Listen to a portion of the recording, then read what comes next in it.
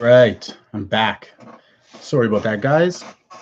I touched my wire, and if I do that, hands up, when I'm on my laptop streaming, it kills the picture. So this is part two. I'll go for another 30 minutes. Hopefully some of you will get back on here. So back to these Curler dogs. Quick story is, again, was one of the top sellers. This was a hot product during the spring kind of summer season. Was selling upwards of 5 a day. And then it got saturated by FBA sellers with bad etiquette, and that drove down the price, and no one was making money. And now the price on these, I think, is probably less than $10. So I've been sitting on some inventory thinking, what to do with it. Sometimes you can sit on your inventory and just wait it out, wait till everyone sells out, because a lot of times the stores that you're getting them from, their inventory is all liquidated. So this is back up to, it's actually two options.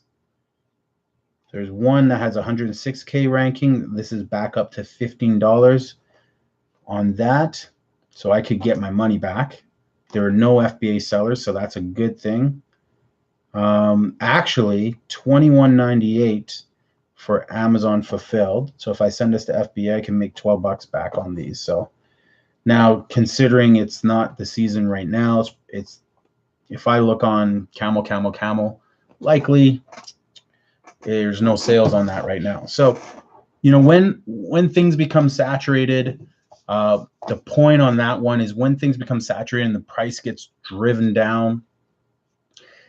If you have inventory, you might want to recall it, keep the inventory aside.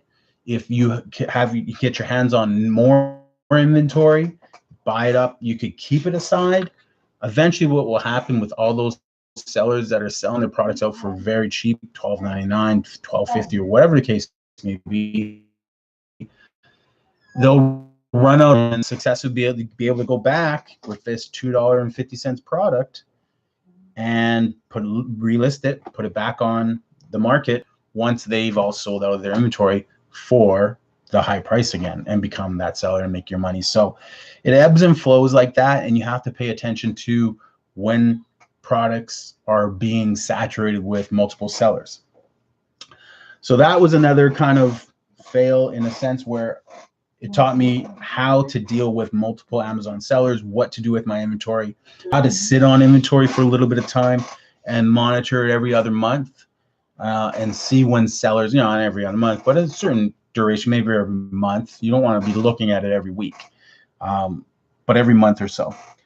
Here's another product that was kind of first to market on. Maybe some of you have sold these. Skylander toys are a really popular selling toy on Amazon because of their interactivity. So, I'm not a Skylander guy. I don't really know lots about this, but this was a product where I went out and probably bought about 150 in a given day, shipped upwards 60 or so to Amazon. And it was a dog that became heavily saturated with Amazon sellers. I think there were upwards 25, 30 at one given time. And again, a lot of those are going to be brand new sellers buying from the same place that everyone else is buying from. This came from a dollar store where every seller is buying from. So when they scan it, it obviously came up at one point in time as a really profitable product. Sells from anywhere from $18 to $25, depending on when you got in. But when all those sellers were on there, that product literally got driven down to $10.40. So not only was there no money on it, no money available in it, you would lose money if you were buying them for $4.50 after fees, $9 fee or whatever the case may be.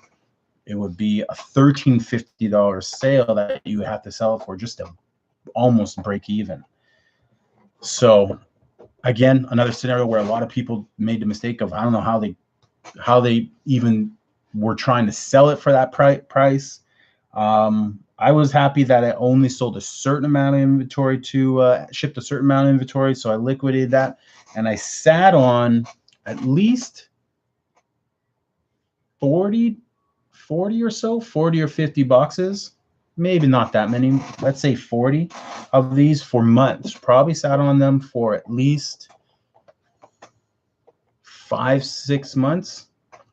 And recently, last shipping plan, scanned it just to check, and lo and behold, it's back up to $20 with no FBA sellers. It's climbed up, actually. There's a couple in there now, but for the most part, all of them are using good etiquette. Okay, we got one guy on there is $29.99, another guy's $19.98, $19.98, and $19.97. And the $19.97 guy, that's me. But I'm not going to continually drop my price a penny to meet these guys. I'm just, we'll share the buy box. All three of us will rotate through the buy box. The ranking on that product right now is usually, I think it's under 5,000. It'll do well. It's grown. It's up right now. It's at 19,000, 19,900 in toys. So that's fine. It's gonna sell. Not worried about that. It'll actually sell well. The funny thing about that is Amazon received my inventory, and I noticed that they received like 6 or 8 less than what they should have.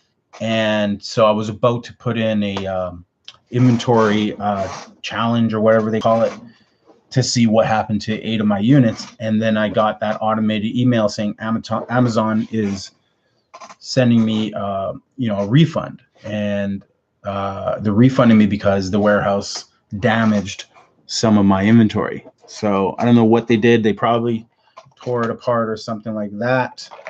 When in actuality, a lot of these products, when I bought them, here's another mistake I made. When I bought that 100 or 150 boxes of inventory, and I kept them in bags, it was the middle of the summer, and the glue that the manufacturer used to glue it together melted because it was so hot in my car that so many of these started peeling away like that. So I had already had kind of the cases pre-damaged. So we were trying to figure out how to properly put these, back together where it's acceptable to a customer and doesn't look like it's a damaged product. Like this one is obviously damaged. I tried crazy glue. I tried different types of glue. We ultimately went to a tape because we saw other products that had tape on them that looked really good. But it's funny that I shipped that inventory. I think that's what happened to them, but Amazon accepted responsibility and provided me a refund for the ones that got damaged. So that was, I thought was cool. But the mistake I made was keeping that type of inventory in my freaking 35 degree, or that's be like 100 degrees Fahrenheit car where all the products were damaged and melted. So never do something like that. Now, probably my biggest mistake, and I don't know if most of you have seen this video. If you haven't, go check out the video on my channel history or the archives, where I talk about a $14,000 error I made, where my first private label product was generating $5,000 a month profit, and I ran out of inventory. So a lot of you guys have probably experienced this or are going to experience this. Never run out of inventory on any of your products, especially if it's one of your best-selling products. The moment you run out of inventory, it's an uphill battle that takes such a long time to get back to where you were. When I ran out of inventory, I was a top 100 product. At some points, I was a top 10 product for that product in the category that it was in, top 10. The inventory per month that Jungle Scout ranked it at was upwards 900 units a month sometimes, most of the time at 600. At $10 profit, at $6,000 profit minus some PPC expenses to upwards $9,000 profit. But when I did the math over the time that I ran out of inventory, that it took me to get inventory back in, which was upwards 5 weeks, to rank again back to where I was and start generating the same amount of sales ultimately was a, I want to say $12,000 or $14,000 loss of profit during that time, not revenue, but profit, based on probably lost out on 1,000, at least 1,000 units sold. You know, even if I was averaging 600 at that period, on a 7-week cycle, that's close to 1,100 units. So about 11 grand worth of profit took me before I was really, you know, and I did the math during that time. I was making small amount of sales and it slowly increased. The great thing I did have going for that product was that I had established a lot of reviews. So when I did run a product, at least I had all those reviews on that listing. The listing was still a good quality listing. It was built, it was established. So that was an important factor for people to want to buy the product, even though it was on page 5 or sponsored on page 1 or wherever the case may be. People were still buying it, so it was still making sales, but again, took time to get back to the original to the original rank, or the high ranks that it was at, or excuse me, the low ranks that it was at. So that would be a great video if you guys check that out. Jump on my archives and see, you'll learn a lot in that video about, you know, about ensuring that you set inventory alarms, that you really factor in your buying periods and your transition time and your border time and your you know, anything that would slow down the time it takes for your inventory to come in. Last but not least, I'll flip you over to here. Okay, show you that one, see if you can see it. You probably see those. So we talked about this in our big ticket items. Okay. Ooh, all right. So that is our Canon printer experience. We were and still are actually one of the bigger sellers of Canon printers for that particular model on Amazon. The last run we did on those printers, we bought 20 of them. They were clearing them out from a major big box retailer locally here. And we bought those 20 units, shipped them all to Amazon. And it was at that moment after that buy that Canon decided to restrict their brand on Amazon again. I had just got unrestricted for it probably 2-3 months prior. And we were eligible to sell Canon printers, so we started buying inventory and shipping it off, buying batches and shipping it off, and doing really well, actually selling at least a printer or two a day. And then on our last buy, where we went kind of like an all-in buy, and we made pretty substantial buy, Amazon changed it to a restricted brand and suppressed all of our inventory. And that was a weird one because you know, now that's a bigger capital expense. The problem is, what do you do with your inventory when you get it back? You can try to return it all to the stores. That's one option, and try to just recoup any investment that you made. What is Amazon charging you for storage fees while your inventory is sitting there? These are all things you have to think about once Amazon decides, or Canon, the brand, decides to put a restriction on the product and not allow resellers to sell their brand. Because as soon as that happens or goes through, there's nothing that you can really do about it. You know, you can't fight Canon, you can't fight Amazon, you have to accept it. Now, the interesting scenario that I had is Amazon suppressed the inventory, inactivated the listing. You couldn't reactivate it. That wasn't an option. But they didn't suppress the inventory. They kept the inventory, half of the inventory alive and half of the inventory in reserve. But they inactivated the listing. So when you would search the product, it wouldn't show up. So I don't know why I stumbled on or how I stumbled on a solution to this, but what I ended up figuring out was that I was able to find another listing of the product via not the barcode, but just the model and make. And there was, a lot of times there's multiple listings. So I thought, maybe if in my mind, I was thinking, maybe if I just sell under this other listing and ship my inventory in under that listing, I can get around the inactive listing I just dealt with. But then I thought, well, it's going to be really expensive to recall all that inventory and then reship it back to Amazon. It's going to be too pricey. It's going to cost me way too much money to do that. And the bizarre thing was the listing that I found, the price was two weird things about it.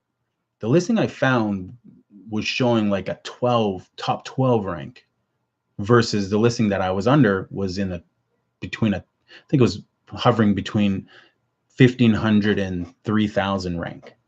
So this listing that I found for the exact same product was top 12. So I was like, well, this is weird. That was the one weird thing about it. The second thing was there were all the sellers were FBM, fulfillment by merchant, and they were all selling the product for $100 more than the current listing I was under. So I was under a listing for roughly around $150. They were selling it for anywhere from between $250 to $340 plus shipping and handling. $5. Some guys were charging, some were charging $30. So it was one of those listing creations. I was dumbfounded by the listing. So I thought, So I ended up adding that listing to my inventory. So now I had two counting listings for that particular model. And I then had to think, how can I get my inventory onto that listing? I hadn't yet realized what I'm about to tell you right now. And so while playing with the listing, I was playing with it. When I added it in, for whatever reason, and this never happens to me, because I was just from experience of overdoing it over and over, I always add in my listings as fulfillment by Amazon. I never add them in as fulfillment by merchant. But in this scenario, for whatever reason, I added it in as fulfillment by merchant.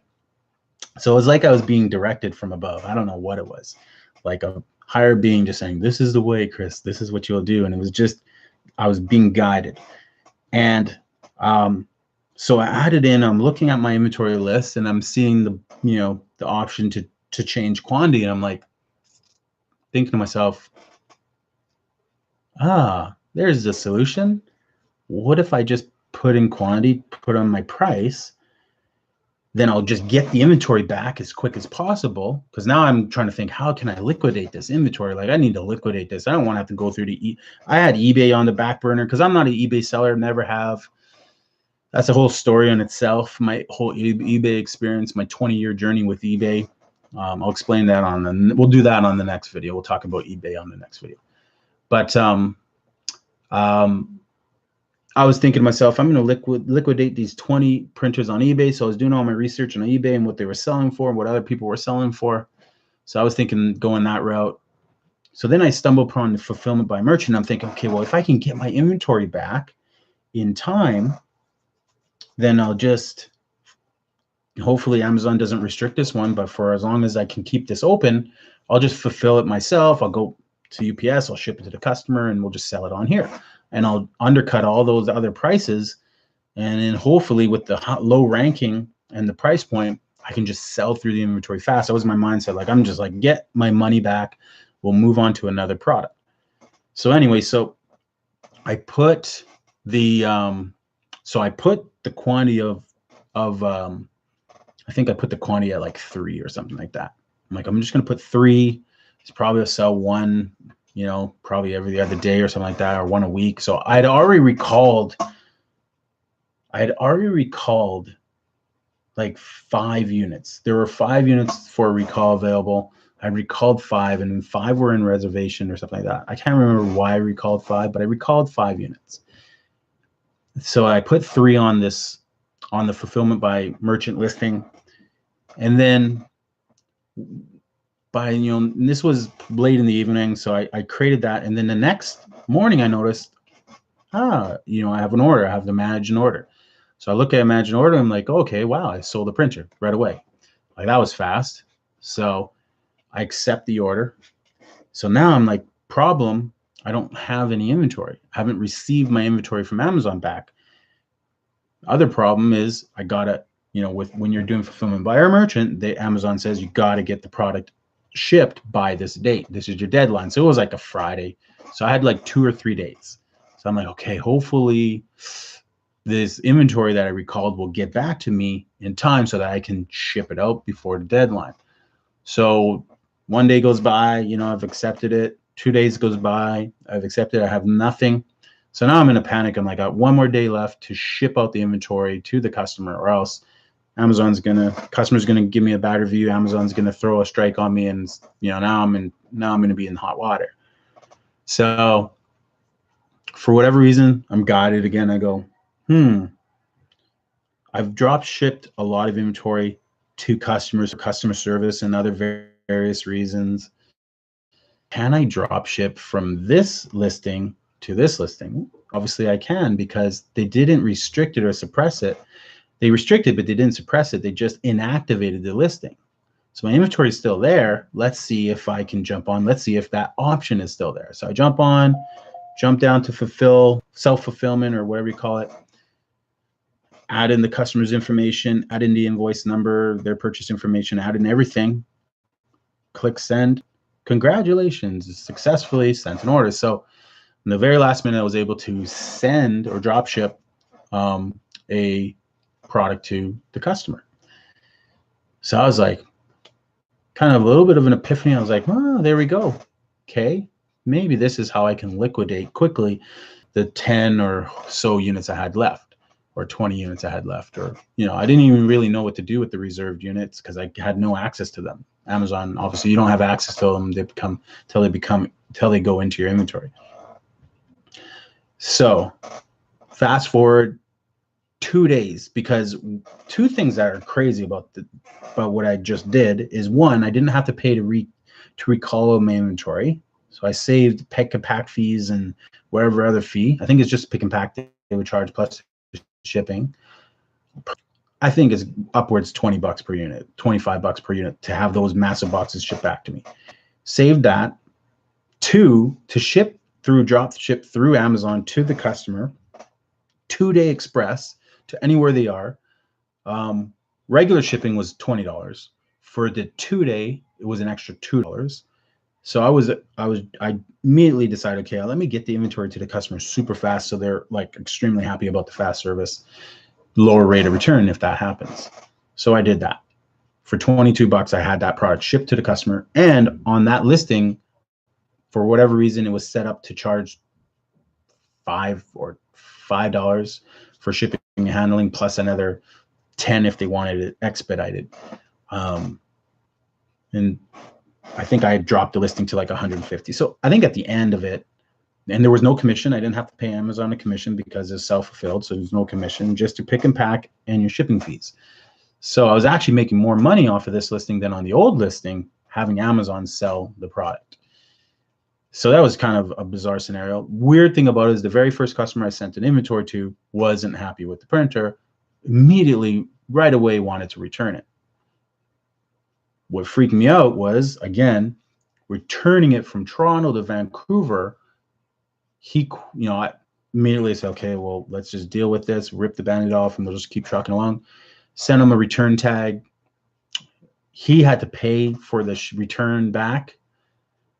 He said it cost him upwards $60 to return the product from Toronto to here. It was something like that, a little less. So I'm like, oh man, if I'm gonna have to refund him his shipping, this is not gonna work out.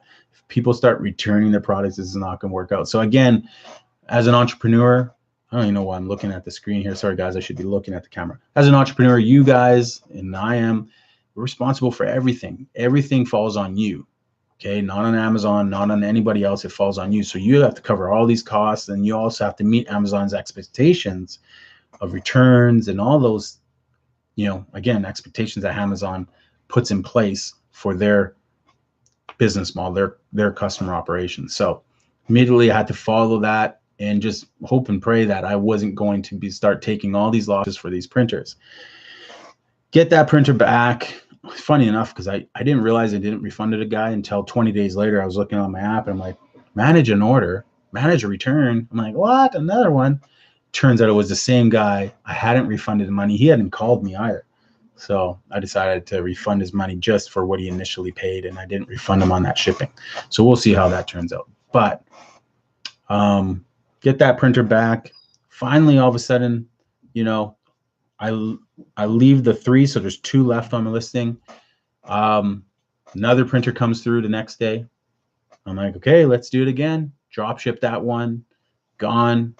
This time it's a girl, so she's going to keep it. Next day, another printer sells. 2 printers sell that day. So as I get down to 1, then I go, okay, I have 7 more inventory. I'm going to add 4 more. I add 4 more to my FBM. 2 printers sell the next day. I drop ship 1 in the morning, drop ship 1, another one, and later on. And I'm doing expedited every time, the extra $2. Just get them out. Didn't change my price or nothing like that. In the other video, I say greed, don't get greedy, but I could have probably listed it for another $50 and still sold my inventory. But, again, I just wanted to liquidate my stuff. It was selling for $150, no problem. Plus I was charging $30 shipping and handling. So I was making $10 or $8 on office shipping and handling as well.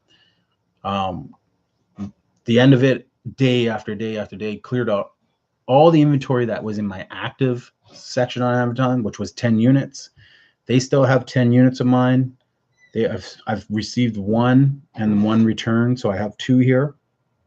But they still have 10 units of mine, so I think I had 22 left over. But those 10 are in reserve. I've recently reached out to them to ask them, like, okay, what's going on? When I recall inventory, your response time is supposed to be 3 days. So that's something I have to deal with and figure that out with Amazon. But if they're not obviously going to flip them into an active area on my account, since I've already tried to recall them, they're probably just sitting in queue to be returned. They're probably all in Toronto. Who knows where they all are? Maybe they lost them, and they'll have to pay me for all my inventory, which would suck, because the funny thing is, now if I get all that inventory back, I can still sell them all for $150. Then that $30, extra $30 plus whatever, $20 if it's going to Toronto, to send all that, I could easily clear it out with that extra fulfillment by merchant listing that I found. So again, long story short, sorry guys, killing you with that story,